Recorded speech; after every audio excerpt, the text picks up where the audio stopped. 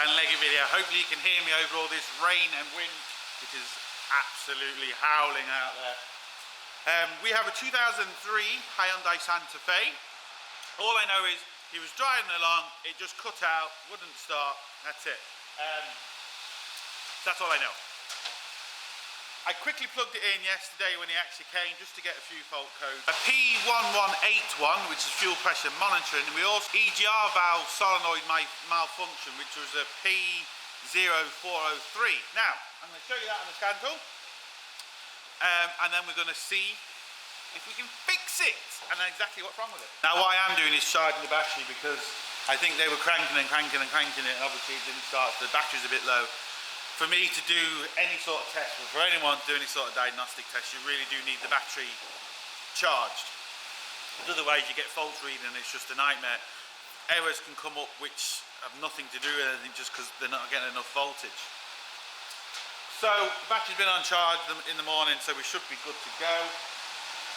Let's see what the fault codes say. There is some glare, but there's nothing I can do about that. Let's go into reading fault codes.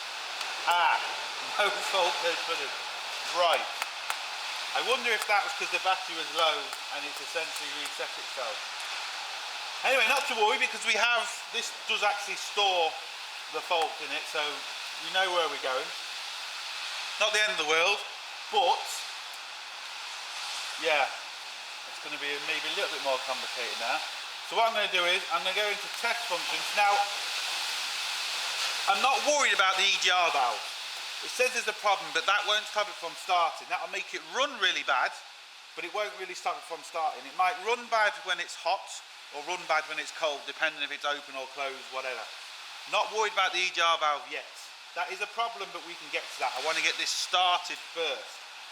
Now, we can do a couple of actuator tests. And because we've got a fuel monitoring system, it's obviously to do with the fuel. Now, the way this fuel system works, like most kind of modern diesels, we have a low pressure pump inside the tank, which supplies fuel to the filter, the fuel filter. Then the high pressure pump essentially takes over, which is just down here, I'll show you that. And that puts all the high pressure fuel into the rail, into the injectors, and she fires up. Now, there's a couple of things I can go just from experience, but you still have to be careful. Knowledge is power, but it can also get you into trouble. We have a high pressure pump here, which again I'll show you in a minute. We have a fuel solenoid here, and we also then, right down here on the rail, we have the pressure sensor. Now, it could be either one of them gone. The injectors could be gone, and what I mean by that is we could have an open injector, or injectors not closed, they're not firing at all. But normally, when we have a fuel solenoid pressure problem or a fuel sensor, we normally get different codes. It normally points to one of them. But that still doesn't really tell us the full picture. I am going to have to test everything just to be 100% sure. But what I want to do is, because we've got this feature on our scan tool, we can test a few things. We can test the fans, not that we need to, the fuel pump, glow plugs, fuel pressure regulator valve. That's one we're going to test, EGR valve. Now again, I'm not worried about the EGR valve, but what I am going to do is I'm going to test the fuel pump. So this is the fuel pump inside the tank. Now, with this rain and wind, it's going to be difficult for me to hear it. All that's doing is turning the fuel pump on for me automatically. Now I can hear that. I don't know if you can on camera. So what we can do is, just to get some kind of an idea, I just bring that over to there. Now, even though this is working, there's still a possibility it could be this pump. So what I'm going to do is just take off the pipe going into the engine, just put this over, and just physically see if we can see fuel coming out. I'm going to press the button on the scan tool again. Oh, as we can see, fuel is absolutely peeing out. So, at the minute, I'm not concerned about that, because that does seem to be working fine. Now, there is a possibility we've just got a clogged filter, but again, the fuel's coming out too easy to be that. And I'm almost sure there's a filter inside the high pressure pump, so that could be clogged. I know some do, some don't, it just depends. So I'm not worried about the low pressure pump at the minute because it seems to be working, but that still doesn't mean it is working properly. But just to kind of get things moving, I'm going to see if we can get a fuel pid and see if we can monitor the pressure. So let's see what the pressure is. Select, right. I just monitor the battery voltage just so we know, even though it's plugged in. But fuel pump relay, no, not worry about that. Fuel pressure regulator, yeah, and fuel pressure. Okay, right. So let's just list them for the minute. Right, we're at 12.7 volts on our battery, which is good. Fuel pressure PSI is 0, and fuel regulator is 1%. Now, I don't know at the minute if that is correct. What I'm going to do, I'm just going to try and start this and see if we see anything. We should see something here. We should see what fuel pressure we're getting, and this pressure regulator should move. So let's give her a whiz and see what happens.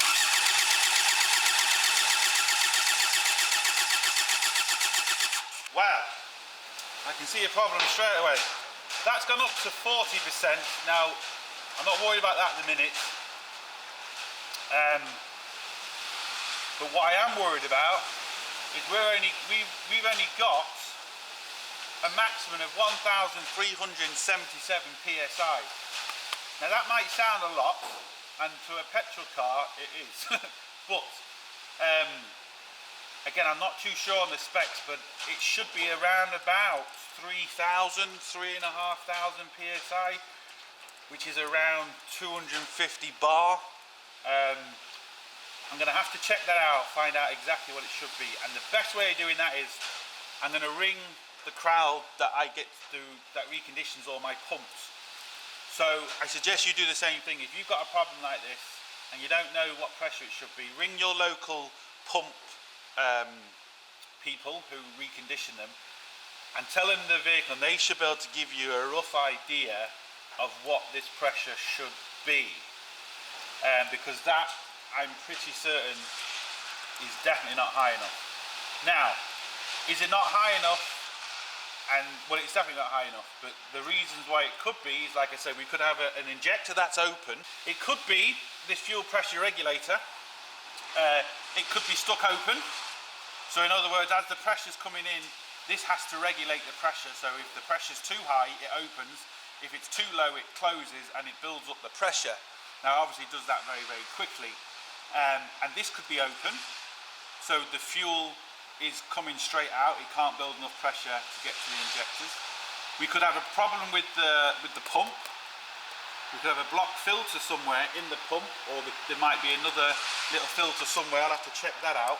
I'm just kind of thinking out loud what it possibly could be. Now, it could also be a dodgy fuel pressure. Oh, did that jump up? It did. That jumped up to 29 PSI. What's going on there? Don't know. Just wiggle the wires on the fuel pressure to see if anything changes. Wiggling the wires on the fuel pressure regulator and nothing changes. That's normally a good test. You see if we've got any loose connections or if anything funky starts happening, but it doesn't. There is no sensor or wires going to the high pressure pump, so that's not really telling. That's not going to tell us if that's gone. We're going to have to test that. But looking at this, at the minute, it does look like the high pressure pump. But we're not just going to call that because we could have a problem with something else. We're going to have to test everything. Right, it is just as I thought. He says around 3,000 PSI. So however you look at it, I think it is a little bit higher, but we need to be around I think it's between 3,000 to 3,500 PSI. And we're nowhere near that, so we're never going to get this started. Now, I don't want to call the pump yet. I want to test everything before I call the pump, and then we know once we tested everything, if the only thing's left is the pump, well then it's the pump. I can't test the pump, but I can test everything else. And if everything else comes back okay, well, it has to be the pump. It's kind of as simple as that. Now the pumps can be quite expensive to do, that's why I need to make sure it is the pump. I don't want to be taking this off, sending it down, just a waste of money. Don't do that. Customer's not going to be happy, so we want to get it right. One thing I can do is I can actually test the fuel pressure regulator valve through my scan tool. So that's one thing very quickly we can tick off the list, or not. I mean, if that's the case, it'd be nice and easy, and this video might not even go up because it's too short. Let's see. Alright, hopefully you can see that. So, and again, this is going to be very difficult on camera because of the noise. Fuel pressure pump, continue. Now, let's see. Now, I cannot even hear that myself. The noise of the road and the wind is a nightmare. So what I'm going to do, lighten the situation, I'm going to use an old trick. Just got a big long lever bar, but this doesn't really matter, but it's just a big long lever bar. And I'm going to put this, because this is the fuel pressure valve at the end of the fuel rail, and I'm going to put my ear to it like that, and I'm going to hear when I turn on the scan tool if there's anything happening. You can test injectors this way, you can do a lot of kind of things, and you can hear if it's working or not. So let's just see if I can get all this in. So what I'm going to do is put my ear to it, just press on the scan tool. Now I can hear that buzzing. So again, it's another quick thing we can tick off the list. We tested the low pressure pump and that seems to be working. So what I'm going to do, I'm going to check the fuel pressure sensor. I'll check the valve, the fuel pressure valve as well. I'll also check the injectors. Now if all them come back okay, I might just do a current ramp test on the low pressure pump, just to be 100% sure, even though I can physically see it working. But I might just see if I can do a current ramp test. The problem is, it's a lot easier to test most of these things with the engine running, because we can get proper information. I can't do all the tests because the engine isn't running. I can test to make sure we've got power coming to the part.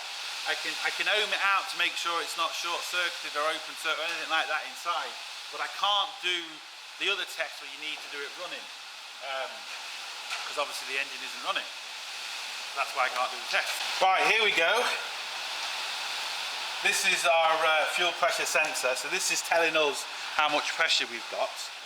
If the sensor isn't reading properly, the car doesn't think it's got enough pressure and it will shut everything down. So it is important we use it. It does seem to be working though, but we have to be 100% sure. There's no point just guessing. So the first test we're going to do a circuit test. We're going to see if the circuit is actually intact and doing what it's supposed to be doing. Now, I was just thinking there's another test we could possibly do on this valve here if you don't have a scan tool, but the problem is we can basically stop the return fuel coming out, but we have two return pipes. We have one from the high pressure pump and we have one going back to the filter. So, and this is like a nylon pipe. I can't crimp that pipe. So unfortunately I can't do that test, because otherwise I could just quickly crimp it, turn it on, see if we get full pressure. If we get full pressure, then we know that this valve is open. If we don't get full pressure, we know this valve is fine. But I can hear the valve working from the scan tool, so I'm not worried about that. We'll get cracking on with this fella here anyway. So what I'm going to do is I'm going to back probe the connection with these back probes. Do the current tester or the circuit tester. I'm going to back probe pin number 3, which is the top pin, and pin number 1, which is the ground. So I put this on the first one. You have to be careful when you're back probing like this. You don't want to cross this, because you get into serious trouble if you do. And the ground on the bottom one. This is going to test our circuit for us. Right, and on our meter, we should be getting around 5 volts. As you can see, we're getting a live reading of around 5 volts. So, that's one test. We know we're kind of okay as regards that. Is do a supply test. So, I want to make sure I need to connect the yellow lead stays at pin 3, but this time I'm going to put the ground to a ground. So I'm going to put it to my battery, and again we should be getting the same readings. We go back to my scope, and hopefully you can see that. So we're getting 5 volts, so we're getting the same reading, which is good. What I want to do now is a ground test. So I need to change my yellow lead to the bottom, which is pin 1, and lead my black channel to ground. And again, you can see that we're 0.2, we're fine. So we know we haven't got a problem as regards that. So we know our wiring is okay, and it is reading pressure. So we are confident that it is actually working. So we know the wiring's working, and we know the actual component itself is working. So we can rule that out. It's important just to test, so we know we're gonna be telling the customer what he needs, and when we tell him what he needs, we're going to get that part, wherever that part may be, start it, and it's going to be fine. We are going to have a separate problem with the EGR valve. Like I said, I'm not worried about that at the minute, because that really shouldn't stop us from starting the car unless the exhaust and that is completely and utterly blocked. But we're still getting the wrong pressure reading, so again, I'm really not concerned about that at the minute. What I want to test next is the actual pressure control valve. Even though I'm confident it's working because we can actually control it with our scanner, but for the sake of a couple of minutes to do a test, we can do that again. Now we're just doing a signature test on this sensor, so on the pressure valve. As we can see, we're going from 0 to 12 volts. Now it should be a little bit higher than that, but the engine isn't started. So I just want to see if there is any dropouts. Now, obviously it is best to have the engine started, we can see, but we can kind of get a rough idea, and everything does look okay with it. We're going to ohm it out, and we're also going to check the actual wiring harness, just to be 100% sure. But this gives you a little bit of waveform porn. Right, so I'm doing a voltage drop test. We've got it back probed on pin number 1. We've got our earth to our battery, so, and we can see we're 0.4. So again, I'm not worried about the circuit. We've kind of tested the waveform. Not really worried about the actual valve at all. The one thing I'm going to do is just to kind of put the nail in the coffin, is to ohm it out to see exactly what the resistance is on it, and that will then kind of tell us that we're okay or not. So what I've done, I know this might look a bit of a mess with all the wires, but I've disconnected the actual clip of the sensor. As you can see, the clip's hanging down, and I just put 2 probes in. I've made sure all my leads have been zeroed out, because you don't want to have a fault reading. They're just connected to the scope, and as you can see, we've got 2 ohms, and it should be around 2 ohms. So we can say that that sensor is okay. It's doing everything it's supposed to be doing, so we're not looking at the actual valve. Okie dokie, right, so we know the valve is okay. We know the pressure switch on the pressure sensor is okay. We know the pump is working, the low pressure pump. I will do I think I can do a current ramp test on that, just to be 100% sure. And then once we've tested the injectors and we do the fuel, and we do the low pressure pump, the only thing that's left is the high pressure pump. That's really it. There's nothing else it can be. We still might have another problem with the EGR valve. I don't know if that's a new fault or an old fault, but we'll cross that bridge when we come to it. We just need to deal with one at a time to get this thing started. So I'm going to get this set up to do the injectors, and then yeah, let's see what they look like. Right, as you can see, I'm on number 3 injector. I've just disconnected the plug. I can see tape around all these apart from this one, so it looks like someone's kind of been here before. I'm just doing an ohms test, so I got my connections in. As we can see, 0.1. Now, do bear in mind that this test does vary, depend on temperature.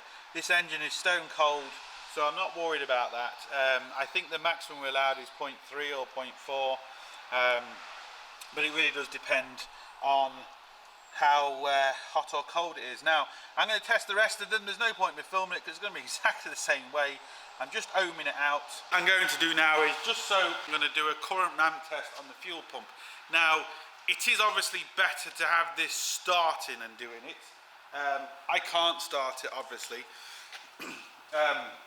So what I'm going to do is I'm just going to cross the starters. I've taken out the relay, and I'm going to permanently turn on the relay. Now, don't just be putting wires in this. Check your relay first. Check the pinouts before you start crossing it, because if you don't, you can do damage to ECUs and all sorts, which you don't want to do. So make sure you know what you're doing before you start crossing these. So I'm going to show you on this one. I've also took out the fuse that controls the fuel pump, and I've basically got a fuse buddy there. Well, they call it a fuse buddy. I made my own. I've got my low amp probe over it. So once we've done that, we can go to the scope, and we should be able to see our waveform coming off the actual fuel pump. A fuel pump is essentially a motor, and it spins. So we can actually see from the data, as it hits the commutator on the motors, that's what we're going to see in the scope. So let's see the setup and get cracking. So I've still got my battery charger on, giving constant charge to my battery. There is my fuse buddy I've essentially put in place. We've got a fused wire loop essentially. I've got my low amp probe over it, and that's the relay for the fuel pump. And I've got a jumper, and I'm just going to jump that across there. But before I do that, come to our scope. We've got an amps. This is what we're going to see. So we've got a 5 amp scale. Now, this pump should be producing between 5 to 7 amps, but because we're not running the battery, or we're not running the engine, there's not going to be as much voltage going into it. So I'm not worried so much about the voltage. I just want to see the nice pattern. So let's just zero our ant clamp out, cross this, got the right 2 wires. Now, fuel pump is on. Ooh. Ooh, ooh, ooh, ooh, ooh, ooh, ooh. Let's just move that to 10.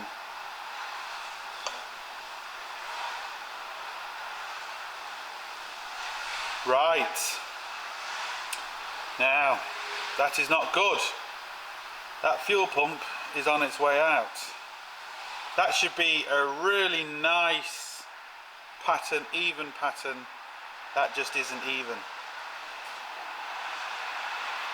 Let's just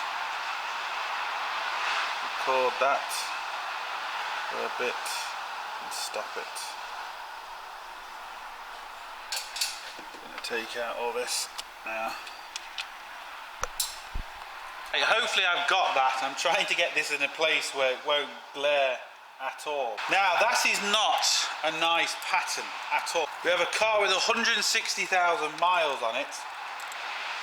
Most probably the original pump. But that really isn't a nice pattern at all. Now, the problem is that enough to not let us start? The easiest thing would be to do is to stick a fuel pressure gauge on that and find out what it's actually pumping out. The problem is with that, my fuel pressure gauge decided to go bang a couple of days ago, and I haven't got one.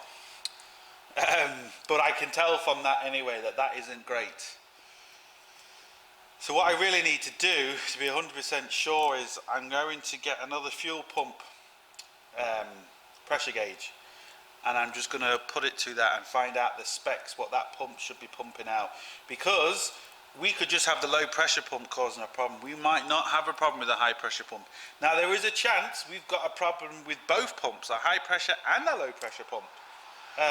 But this definitely isn't good. This should be a nice, even pattern, all even humps, everything. As you can see, we have got repetition here, but we're just all over the place. That should just be nice, even patterns all the way along, and it's not. Right, what I need to do now is I'm going to have to get a fuel pressure gauge, and just to be 100% on this, find out what pressure we're getting from the low pressure pump to what the pressure should be, and then we can call what's going on. We might have a problem where this is still working and it's still producing enough fuel, but the high pressure pump is gone, or we could have the fact that this just isn't producing enough fuel for the high pressure pump to work fully. We know we haven't got enough fuel pressure at the injectors, but we don't know yet whether it's because of the low pressure pump, or is it because of the high pressure pump, or is it both?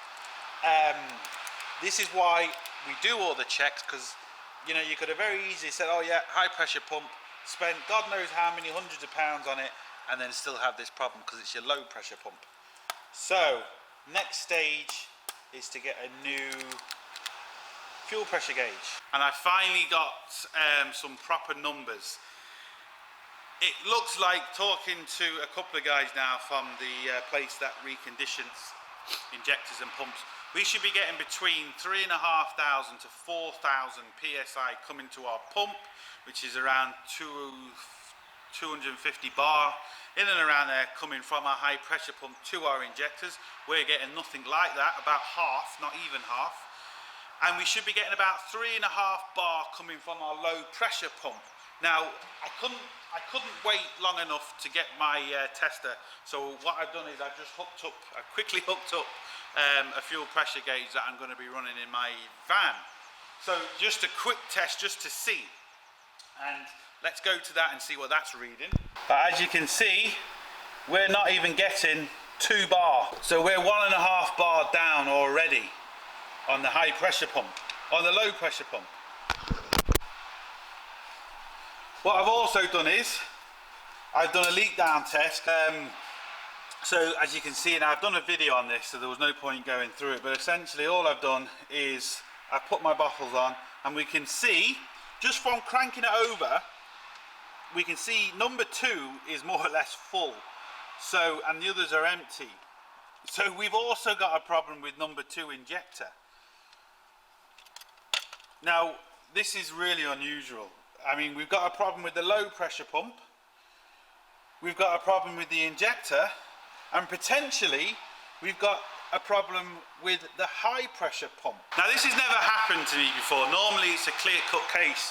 You can see whichever part, whatever that was, cobweb, you can see whatever part is gone. The low pressure pump could have been going for a long time, and now one of the injectors have failed. Now it could just be the low pressure pump in the injector. It might not be the high pressure pump because it's leaking back through the injector, so it can't build up pressure. So it could just be low pressure pump in the injector. But what I'm going to do is, because the guy that actually does it and the guy that I trust to do it is like an 1.5 hour drive away from me, I'm just going to, just for the sake of it, I'm going to take all 4 injectors off, and I'm going to take the high pressure pump. I'm going to give it to him to let him test it, because he will then tell me, yeah, your low, you know, he'll tell me your high pressure pump is gone, or good, bad, whatever it is. He will tell me exactly what's wrong, because I go to him a lot. I know he's trustworthy, and I know he's going to tell me exactly what's wrong. He's just not going to say, oh, you need everything. The reason why I'm going to do it that way is because I don't want to have to take the injectors off, go down to him, to get him, and come back and go down, because it's just too much time for me to do that. It'll put too much cost on the customer. I'll just take it all off, let him check it all together as a full system, and we'll know straight away. Not the way I like to do it. Normally, you can just say, yeah, you got this, this, or this problem. But we seem to be having a few problems on this, and I don't want this to keep coming back and back and back and back and back. Don't want it. Customer doesn't need it. It's just going to cost a couple of quid, not a lot, just to test everything, and then he can tell me before he does anything what we need to do, what we need to replace, and then it really is as simple as that. What I would suggest though is, if you're doing something like this, rather than just replacing one injector, getting one injector done, if one injector is bad, get them all done, because the others are on the way out. It's a false economy just trying to stick one injector in. I can assure you, you will come into problems. Same with the pump. If there's a part gone in the pump and it's only one part, get him to change everything. because the other parts have still done the 160,000 miles. So them parts could fail in 6 months, and then you're back to square one again. So if you're going to do it, you either get everything new, which is obviously very expensive, not an option, or you get everything reconditioned. Now, I wouldn't get the injectors reconditioned if it was just the pump, and I wouldn't get the pump done if it was just the injectors. It's just because we're getting readings that just are all screwy. They just, unfortunately, you can see from the low pressure pump we're only getting 2 bar. Now that could be because the injector's leaking, but we can see from the waveform that that pump is on its way out anyway, so it's gonna go, it needs replacing. It's one of them things where we seem to have three problems, which is unusual. Get these sent away. I'm going to get into check and I'll make this one video. There's no point splitting it up, and we can see, and then let's see if we get some smoke out the pipe. Yes, we are back. A few seconds for you, over a week for me, and I have my pump back. You can see, nice and shiny. And my 4 injectors. Now, what he did say is number 2 was completely shot, but we knew that from the leak-off test. Number 3 and 4 were kind of on the way. So regardless anyway, we got them all done, because if you're going to get 1 done, you're better off getting all 4 done. It is expensive, but it's the best way. So we knew we had problems with the injectors, but I took the pump off because I wasn't sure if we had a problem with the pump, because we definitely 100% knew injector problems. For the sake of a couple of bolts, it was very easy to take the pump off. So I took the pump off, and just as well I did, because he did say there was something internally here, some little valve or some little seal or something was on its way out. So again, he's completely redone this. Again, best way, not cheap, not the cheapest way, and unfortunately the problem we had with this was kind of the most expensive problem you're going to have. But we now know that our system is fine. Now, we still potentially got a problem with our low pressure pump, but I'm not worried about that yet. I just want to, just for the hell of it, put this back. I'm going to retest the low pressure pump and just see if it will start. We know it's going, but I just want to see if it does start. Another thing with these injectors, they are coded injectors, but on this particular model, what he's told me to do is he says, look, just put them back. Once you put them back, the car's going to run rough for 10 minutes or so, he said, but they will relearn themselves. So that's what I'm going to do. Now, we do have, I think, we do have the ability to recode these if we have to, but on this particular model, he's saying we don't need to. I know some you do, the Fords do. This one, no. So there we go. Now, as you can see, we have got new seals and everything, so we're going to rip out the seals and the head. I've done videos on that. I'm going to bang these in. Once I got these in, we're going to start it and let's see what it does. I'm going to get these put in, and then we'll do the first start up on camera. Well, first off, let's see if it does actually start. It better. But yeah, get cracking. Right, as you can see, 4 injectors in and the pump all wired up, ready to go.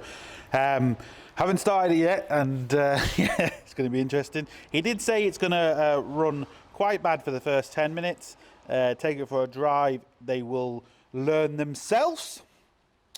What I have left in there is the old gauge, because I still haven't got my new one. It should be here in a couple of days, but this will be good enough for the minute. We know we have a problem with the low pressure pump. Well, it's worn, but will this start? I don't know. The intercooler's off, so I don't know if it'll even start with the intercooler off, but we're going to try it just to see. Here we go.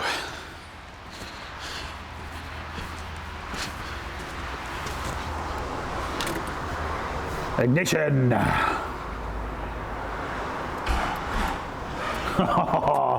It's going to make us wait. Dead battery. No, I thought I charged this. Maybe I didn't. I don't know. The old booster pack on. Turn it on. Now, let's see if it starts.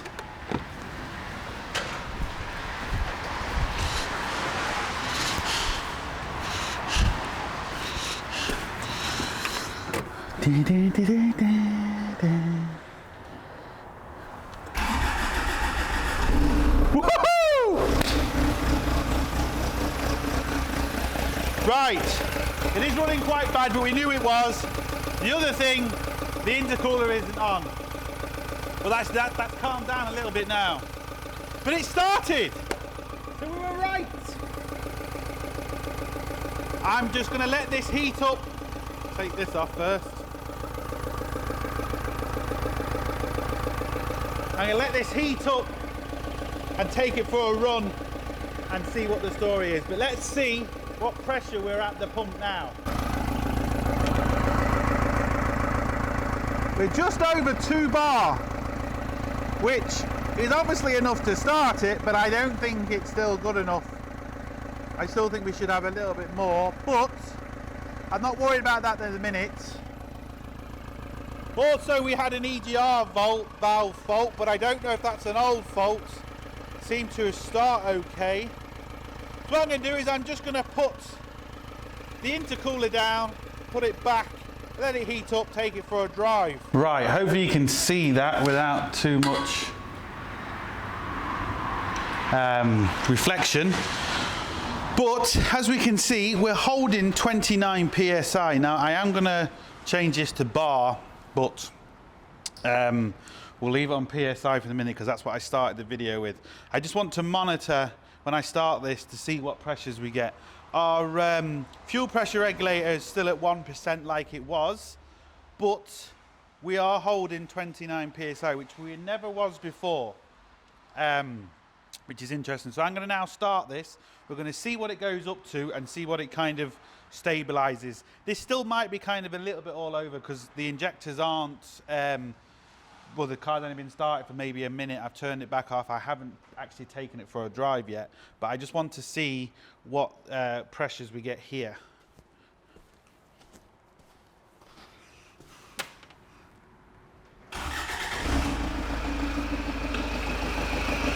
Right, that did start easier. As we can see, we've gone to 3,900. We were only up on like 1,400, and I think it went down to 700. So we are double what we had before, which is good because that's what we needed to see. 14.9, 15, well, that kind of going up all over the shop. But that means that our tests were valid because our fuel pressure regulator is working, and we are holding, well, we're going between 3.7, 3.6, 3.9. But yeah, a lot better than before. Right, I couldn't get it into bar, so I'm just going to leave it on PSI. But as you can see, it is hovering around 3.7, 3.8, twice as much, or if not a little bit more than what we had before. The vehicle is now starting, so at least we've got that sorted. And it starts up really quite well.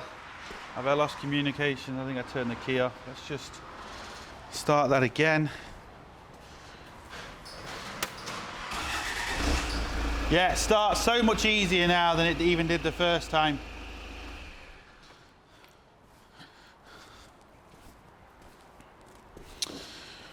But as you can see, we maxed out at 3.9, well 3,988 PSI, which is 274 bar, which is in between what the guy did say to me, between 250 to 300 cranking amps. And obviously once it actually starts, it does go down a little bit. But it is interesting to note we are holding 29 PSI, which we was never holding before. So it's something just to be aware of.